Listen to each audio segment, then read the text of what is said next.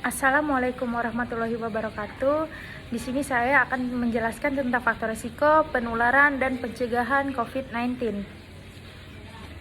Faktor risiko COVID-19. COVID-19 dapat menginfeksi siapa saja, tetapi efeknya akan lebih berbahaya atau bahkan lebih fatal bila menyerang orang lanjut usia, ibu hamil, perokok, penderita penyakit tertentu seperti penyakit paru, penyakit hati, dan orang yang daya tahan tubuhnya lemah seperti penderita kanker dan lainnya.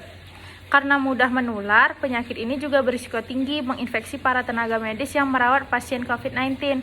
Oleh karena itu, tenaga medis dan orang yang melakukan kontak dengan pasien COVID perlu menggunakan alat perlindungan diri atau APD.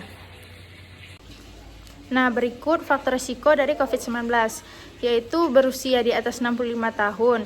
Nah, yang tinggal di panti jompo, beberapa kondisi medis termasuk penyakit paru kronis, asma akut, penyakit jantung yang serius, lalu imunokompromiser seperti penyakit kanker, transplantasi organ, perokok, defisiensi imun, HIV atau AIDS, dan beberapa penyakit imun lainnya.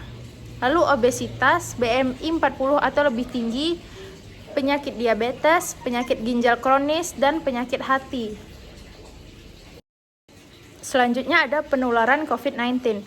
Peningkatan jumlah pasien yang terinfeksi disebabkan oleh bagaimana cara virus tersebut menyebar. Nah, melansir dari WHO, virus COVID-19 dapat menyebar melalui beberapa cara, yaitu melalui droplet. Droplet itu adalah cairan atau percikan air yang keluar dari saluran pernapasan ketika seorang batuk maupun bersin. Nah, risiko penularan virus COVID-19 melalui droplet akan meningkat drastis apabila seorang tidak mengenakan masker. Namun ternyata droplet tidak hanya sebatas cairan yang dikeluarkan ketika bersin atau batuk, melainkan juga ketika berbicara, bernyanyi, maupun tertawa. Nah, selanjutnya ada melalui kontak fisik. Kontak fisik seperti berjabat tangan adalah salah satu media penularan COVID-19 karena kita tidak pernah tahu ada berapa banyak kuman, virus, maupun bakteri di tangan kita dan lawan bicara.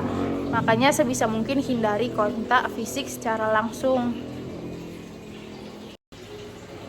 Yang ketiga, melalui permukaan yang terkontaminasi.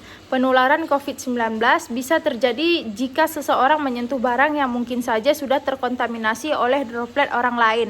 Lalu virus tersebut berpindah ke hidung, mulut, atau mata dari sentuhan barang yang terkontaminasi tadi. Yang keempat, ruangan dengan ventilasi buruk. Ruangan tertutup dengan ventilasi yang kurang baik menjadi tempat nyaman untuk penyebaran virus.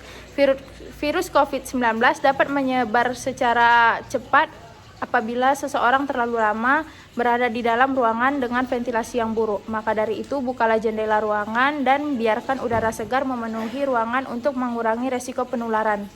Yang kelima itu ada tempat ramai. Menghindari tempat ramai menjadi salah satu dari sekian banyak upaya yang bisa dilakukan untuk mengurangi penularan. Tempat yang dipenuhi oleh orang-orang berisiko tinggi karena dapat memungkinkan terjadinya sentuhan fisik atau droplet yang berterbangan. Selanjutnya ada pencegahan COVID-19. Sebagai pencegahan COVID-19, 5M adalah metode gagasan pemerintah untuk menekan kenaikan angka dari COVID-19.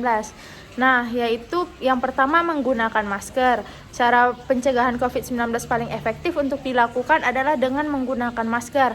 Alat ini harus digunakan terutama saat berada di tempat umum atau berinteraksi dengan orang lain.